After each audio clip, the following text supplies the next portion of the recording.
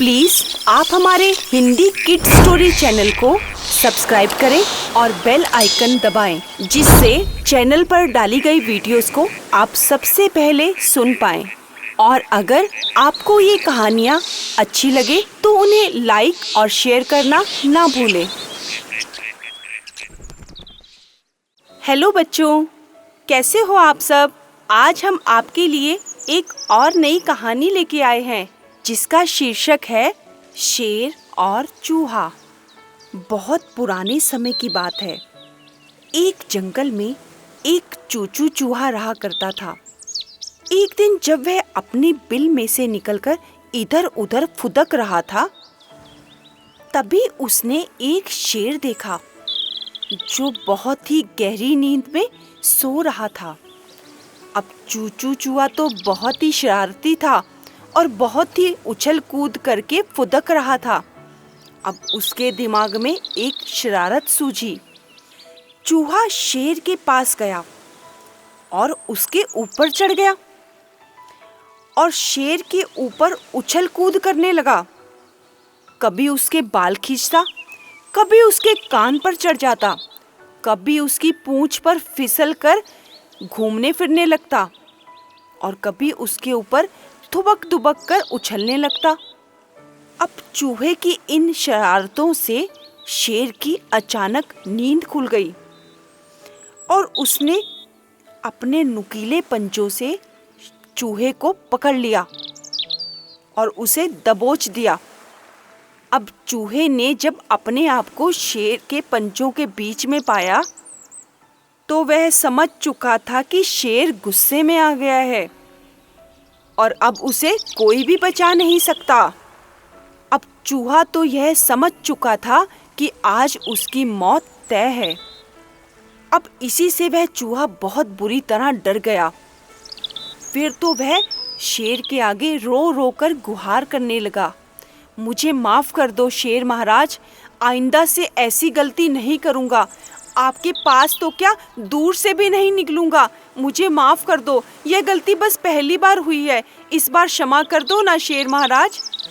अगर आप मुझे आज जाने दोगे तो मैं आपके कभी ना कभी काम जरूर आऊंगा और इस उपकार के बदले भविष्य में जब भी आपको किसी मदद की आवश्यकता होगी तो मैं आपकी मदद जरूर करूंगा।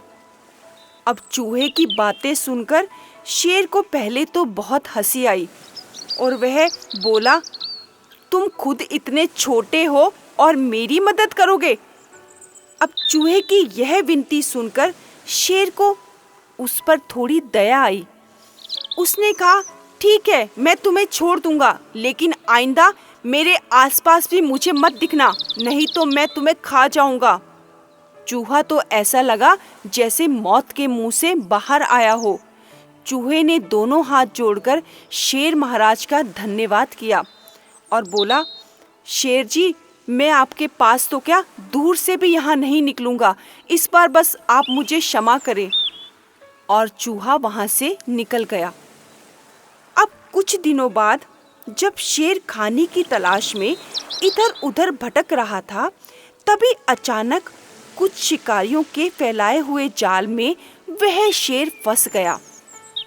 अब खुद को जाल से निकलने के लिए उसने खूब सारे प्रयत्न किए, लेकिन वह शेर जाल से निकलना तो दूर, उसमें और उलझता चला गया। अब काफी देर प्रयत्न करने के बाद शेर को लगा कि अब मैं कुछ नहीं कर सकता, तो वह सभी जानवरों से मदद की गुहार करने लगा। मुझे बचा लो, मुझे इस जाल से निकालो। अब किस जानवर की हिम्मत जो शेर के पास आए? वह तो उसे जाल से निकाल देगा, लेकिन वह भूखा शेर उसे ही अपना शिकार बना लेगा। तभी उसी वक्त चूचू चूहा वहां से गुजर रहा था और उसने शेर के दहाड़ने की आवाज सुनी। जब चूहे ने शेर की दहाड़ने की आवाज सुनी तो उसे लगा शेर किसी मुसीबत में है, तो वह भागकर शेर के पास पहुंचा। तो उसने क्या देखा? अरे, यह तो वही शेर है जो जाल में फंस चुका है। मुझे इसकी मदद अवश्य करनी चाहिए। उसने बिना देर करते हुए अपने नुकीले दांतों से उस जाल को काटना शुरू कर दिया और काटते काटते पल भर में ही चूहे ने पूरा जाल काट दिया। अब जैसे ही शेर आज़ाद हुआ, उसे लगा, अरे इस छोटे से चूहे ने तो आज मेरी मदद की, और उसने दिल से चूहे का धन्यवाद किया और तब से वह दोनों बहुत ही अच्छे मित्र बन गए। देखा बच्चों, कोई भी छोटा या बड़ा नहीं होता। जब हम मुसीबत में एक दूसरे के काम आते हैं तभी हम बड़े कहलाते हैं, जिस प्रकार इस छोटे से चूहे ने इतने बड़े शेर की मदद करके किया। हेलो बच्चों, कैसे हो आप सब? आज हम आपके लिए एक और नई कहानी लेके आए हैं जिसका शीर्षक है गुरु और चूहा। शहर के नज़दीक एक बहुत छोटा सा गांव था। उस गांव में एक ऋषि मुनि रहा करते थे और उस गांव में बहुत कम लोग रहते थे। वह ऋषि मुनि बहुत ही तपस्वी थे। सभी उन्हें गुरुजी कहकर पुकारा करते थे। उन्हीं गुरुजी ने एक चूहा पाल रखा था जिसे वह मूषक राज कहकर पुकारा करते थे। उसी मूषक के साथ गांव के सभी बच्चे आकर खेला करते थे। एक दिन की बात है, अचानक से वो मूषक राज भागता हुआ ऋषि मुनि के पास आया और बोला, मुझे बचाओ गुरुजी, मुझे बचाओ। अब गुरुजी की तपस्या भंग हुई और उन्होंने आंखें खोलकर देखा। क्या हुआ मूषक, तुझे क्या हुआ? मुझे बचाओ गुरुजी, एक बिल्ली मेरे पीछे पड़ी है और वो मुझे खा जाएगी। जब गुरुजी ने आंखें खोली और देखा, उस मूषक के पीछे तो सच में एक बिल्ली पड़ी थी और वह उसे दबोचने वाली थी। तभी ऋषि मुनि उठे और अपने कमंडल से जल निकाला और कुछ मंत्र उच्चारण किए और मूषक को बोला, आज मैं तुझे इतना ताकतवर बना दूंगा कि तू इस बिल्ली का सामना कर पाएगा। चल मैं तुझे बिल्ली बना देता हूँ और यह बिल्ली तुझ पे कभी हमला नहीं कर पाएगी। और गुरुजी ने मंत्र पढ़ा और अपने कमंडल से उस मूषक पर जल छिड़क दिया और वह मूषक बिल्ली के रूप में परिवर्तित हो गया। अब जैसे ही वह मूषक बिल्ली के रूप में परिवर्तित हुआ, वह फिर से वैसे ही बच्चों के साथ खेलने लगा। अब गुरुजी भी निश्चिंत होकर अपनी तपस्या में बैठ गए। अब जैसे ही कुछ दिन बीते, वह बिल्ली भागते हुए फिर से गुरुजी के पास आई और बोली, गुरुजी मुझे बचाओ, गुरुजी, गुरुजी मुझे बचाओ। तो गुरुजी ने आंखें खोली और बोला, अब क्या हुआ? अब तो तू ताकतवर है, अब तो तुझे कोई मार नहीं सकता। वह बिल्ली बोली, नहीं गुरुजी, मुझसे भी ज्यादा ताकतवर कोई है, आप मुझे बचाइए। तो गुरुजी ने आंखें खोलकर देखा, अरे उस बिल्ली के पीछे तो एक कुत्ता पड़ा था। अब गुरुजी ने फिर वही किया, अपने कमंडल से जल निकाला और उस बिल्ली पर छिड़का और कहा, चल मैं तुझे कुत्ता बना देता हूँ। आज से ना तो बिल्ली और ना ही कुत्ता, तुझे कोई नहीं मारेगा। वह कुत्ता बहुत खुश होकर उस कुत्ते के साथ खेलने लगा। अब फिर से कुछ दिन बीत गए और वह कुत्ता रोज गुरुजी के पास आकर खेलने लगा। फिर एक दिन अचानक क्या हुआ, अब एक दिन वही कुत्ता गुरुजी के पास फिर से भागता हुआ आया और बोला, गुरुजी मुझे बचाओ गुरुजी। अब गुरुजी ने कहा, अब क्या हुआ? अब वह कुत्ता बोला, गुरुजी मेरे पीछे शेर पड़ गया है, देखो यह शेर मुझे खा जाएगा। मैं जंगल की ओर गया था, वहाँ से यह शेर मेरे पीछे पीछे भागता हुआ आ गया। गुरुजी मुझे बचाइए, नहीं तो यह शेर मुझे खा जाएगा। अब गुरुजी ने जैसे ही आँख खोली, एक शेर उस कुत्ते के पास खड़ा था और उसे लगा जैसे दबोच ही देगा। गुरुजी ने फिर से अपने कमंडल से जल निकाला और उस कुत्ते पर छिड़क दिया और बोले, चल मैं तुझे शेर बना देता हूँ, आज के बाद तुझे कोई नहीं मार पाएगा। अब वह कुत्ता शेर बन गया था, एक ताकतवर शेर, और इसी ताकत का उसे बहुत अभिमान हो गया था।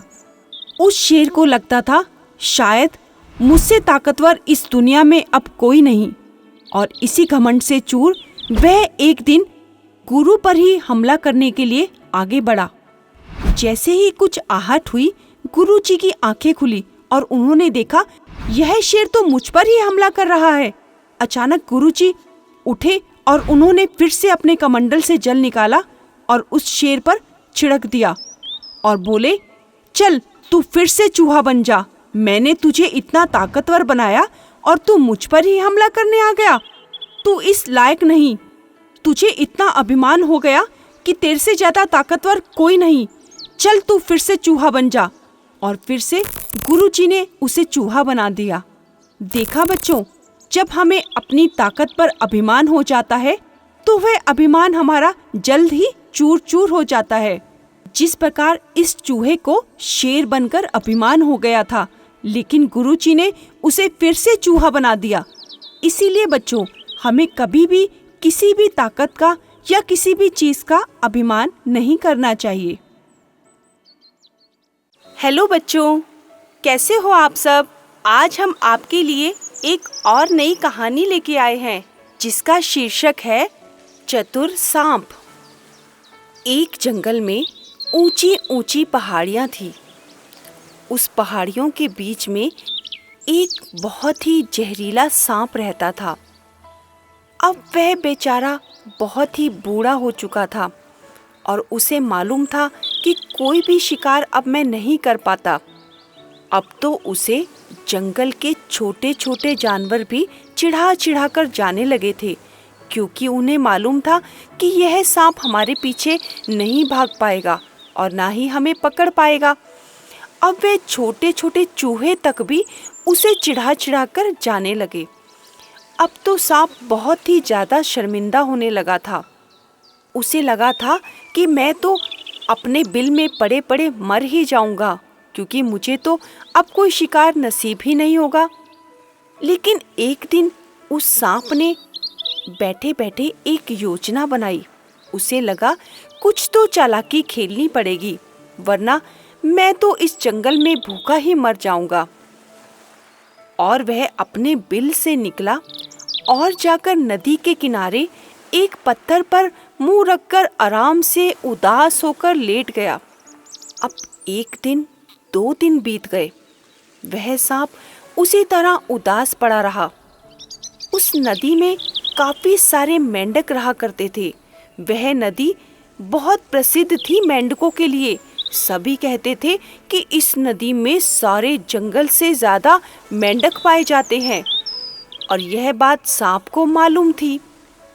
और सांप ने चालाकी खेली और उसी नदी के पास उदास होकर बैठ गया। अब जब 1 दिन 2 दिन बीत गए तो उस नदी के मेंढक उसे रोज देख रहे थे। फिर 2 दिन बाद उस नदी का एक मेंढक उस सांप के पास आया और बोला, आप इतने उदास क्यों हो? क्या बात है? आप अब कोई शिकार नहीं करते? हम तो आपके पास से भी गुजर जाते हैं, लेकिन आप तो हमें खाते ही नहीं। अब वह सांप तो एक चालाकी खेल रहा था। उसे लगता था शायद कोई मेरे जाल में फंस जाए। फिर सांप ने छोटा सा मुंह बनाकर बोला, हाँ, मैं बहुत उदास हूँ। तो मेंढक ने फिर पूछा कि क्या वजह है आपके उदासी की? तो सांप ने कहा, मुझे रात सपने में एक देवता आए थे। उन्होंने मुझे कहा, अब तुम शिकार करना बंद कर दो और सबकी सेवा करो, नहीं तो तुम्हारी मौत निश्चित है। अब यह बात मुझे समझ नहीं आ रही कि मैं किसकी सेवा करूं, और मुझसे सेवा कौन करवाएगा? सभी तो मुझसे डरते हैं, और मैंने इसी कारण शिकार करना बंद कर दिया है। और उन्होंने यह भी कहा, तुम जिसकी सेवा करोगे और वह तुम्हें जो भी खाने को देगा, तुम्हें वही खाना पड़ेगा। फिर सांप बोला, अब मैं यह सोच सोच कर परेशान हूँ कि मैं किसकी सेवा करूँगा और मुझे कब खाने को मिलेगा, नहीं तो मैं तो भूख से मारा जाऊँगा। अब यह बात मेंढक ने सुनी और वह फिर से नदी में वापस आ गया और अपने मेंढक राजा के पास गया और उन्हें सांप की सारी बात बताई। मेंढक राजा ने कहा, अच्छा, इस सांप के सपने में देवता आए थे और उन्हें ऐसा कहा। ठीक है, मैं जाकर पूछता हूँ। अब मेंढक महाराज उसके पास आए और उससे पूछने लगे, क्या तुम हमारी सेवा करोगे? हम तुम्हें खाने को देंगे। अब सांप तो इसी चालाकी में था कि शायद कोई मेरे जाल में फंस जाए, और यही हुआ। तो सांप ने तुरंत कहा, हाँ मेंढक महाराज, मैं आपकी सेवा करने को तैयार हूँ। आप जो भी सेवा बोलेंगे मैं वही करूँगा। बस मुझे कुछ खाने को मिल जाएगा, मैं आपके पास यूं ही पड़ा रहूँगा। अब मेंढक भी उसकी इन चालाकी भरी बातों में आ गया।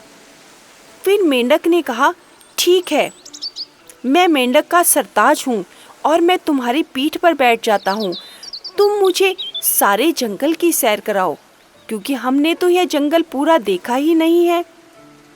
तो सांप तो फट से तैयार हो गया और बोला, हाँ महाराज, क्यों नहीं, मैं आपकी सेवा में हाजिर हूँ और मैं आपको जंगल की सैर कराऊंगा। चलिए, आप मेरी पीठ पर बैठ जाइए। अब मेंढकों का राजा उस सांप की पीठ पर बैठ गया और फिर सांप उसे पूरे जंगल में घुमाने लगा। अब जब नदी के और मेंढकों ने देखा कि वाह, हमारा महाराज उसकी पीठ पर बैठा हुआ है, तो एक एक करके सभी उसकी पीठ पर चढ़ गए। अब बेचारा सांप फिर से एक चालाकी खेलने लगा और उनसे बोला कि मुझसे अब चला नहीं जा रहा। मैं बहुत थक चुका हूँ, क्योंकि मैंने बहुत दिनों से कुछ भी खाया नहीं है। मैं भूख से मर रहा हूँ और ना ही आगे की यात्रा कर पा रहा हूँ। अब मेंढक के सरताज बोले, कोई बात नहीं, हम तुम्हें भोजन देंगे। तुम ऐसा करो, तुम्हारी पीठ पर जो सबसे पीछे पूंछ पर बैठा है, उस मेंढक को तुम खा सकते हो। अब सांप तो खुश हो गया और झपट्टा मार के उस मेंढक को खा गया। अब रोजाना ऐसा ही होने लगा। वे सभी मेंढक उसकी पीठ पर चढ़ जाते और सबसे आगे उनका सरताज बैठा होता था, और सांप उन्हें जंगल की सैर कराने लगा और उसके बदले में उसे एक मेंढक खाने को मिल जाता था। अब ऐसे करके सारी नदी के मेंढक खत्म होने लगे, लेकिन उन्हें यह बात समझ में ही नहीं आई कि यह सांप तो हमें खत्म कर रहा है, हमारी प्रजाति खत्म हो जाएगी। यह बात मेंढकों की समझ में नहीं आई और उसकी चालाकी भरी बातों में आ गए। अब जब एक एक करके सारे नदी के मेंढक खत्म हो गए, तो एक दिन अंत में मेंढकों का राजा ही बचा और वह उसकी पीठ पर चढ़कर सारे जंगल की सैर कर रहा था। उसे यह मालूम ही नहीं था, अब तो मेरे पीछे कोई भी मेंढक नहीं है और बस मैं नदी में अकेला ही बचा हूँ। और जब सारे जंगल की सैर कराने के बाद सांप ने कहा, महाराज, मुझे भोजन चाहिए, मैं थक चुका हूँ। तो रोजाना की तरह मेंढक ने यही कहा, ठीक है, तुम अपनी पीठ पर बैठे हुए अंतिम मेंढक को खा सकते हो। अब अंतिम मेंढक तो उनका सरताज था और सांप ने भी गर्दन पीछे घुमाई और राजा को चट कर गया। देखा बच्चों, हमें कभी भी किसी पर आंख मूंदकर भरोसा नहीं करना चाहिए। जिस प्रकार आज इन मेंढकों का हाल हुआ, और उनका तो पूरा वंश ही खत्म हो गया और सांप ने उनके साथ विश्वासघात किया। हेलो बच्चों, कैसे हो आप सब? आज हम आपके लिए एक और नई कहानी लेके आए हैं, जिसका शीर्षक है बूढ़े कबूतर का अनुभव। एक बहुत ही बड़ा वन था, जिसका नाम चंपक वन था, और चंपक वन में एक बड़ा घना बरगद का पेड़ था। उस बरगद के पेड़ पर काफी सारे कबूतरों का झुंड रहा करता था। अब वह कबूतर एक साथ भोजन की तलाश में जाया करते थे और एक साथ ही अपने बरगद के पेड़ पर वापस आ जाते थे।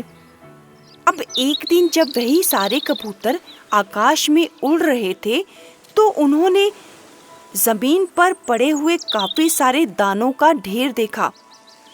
अब जमीन पर काफी सारे दाने बिखरे पड़े थे और कबूतरों ने जब इतने सारे दाने देखे, तो उन्हें लगा कि वाह, आज तो मजा आ जाएगा, खूब सारे दाने मिले हैं खाने के लिए। अब वे एक साथ जमीन पर नीचे उतर आए, लेकिन उन बेचारे कबूतरों को यह नहीं मालूम था कि वहां पर तो शिकारी ने पहले से ही जाल बिछा रखा था। अब वे बेचारे सारे कबूतर उस शिकारी के बिछाए हुए जाल में फंस गए। अब जाल में फंसने के बाद सारे कबूतर एकदम उदास हो गए और बोलने लगे, आज तो हमारा अंत निश्चित है। यह शिकारी हम सबको उठाकर ले जाएगा। अब क्या करें? अब कबूतरों में से एक बूढ़ा कबूतर था जो उन सबको अच्छी सलाह देता था। अब उस बूढ़े कबूतर ने कहा, तुम सब शांत हो जाओ और मेरी बात ध्यान से सुनो। तुम बिल्कुल भी हिम्मत मत हारना और जैसे जैसे मैं कहता हूँ तुम सब वही करना। तुम सभी एक काम करो, सभी एक साथ मिलकर इस जाल को ले उड़ो। तो सभी कबूतरों ने ऐसा ही किया। वह सब एकजुट हो गए और उस जाल को लेकर उड़ गए, क्योंकि वह बूढ़ा कबूतर एक समझदार कबूतर था। और वहां खड़ा हुआ शिकारी जब वह जाल उठाने आया और एक साथ कबूतरों को उड़ता हुआ देखा तो वह भौचक्का हो गया। अरे यह क्या? यह सभी कबूतर तो मेरा जाल लेकर ही उड़ गए। अब काफी देर उड़ने के बाद वह ऐसी जगह पहुंचे जहां पर उस बूढ़े कबूतर का एक पुराना दोस्त रहता था जो एक चूहा था।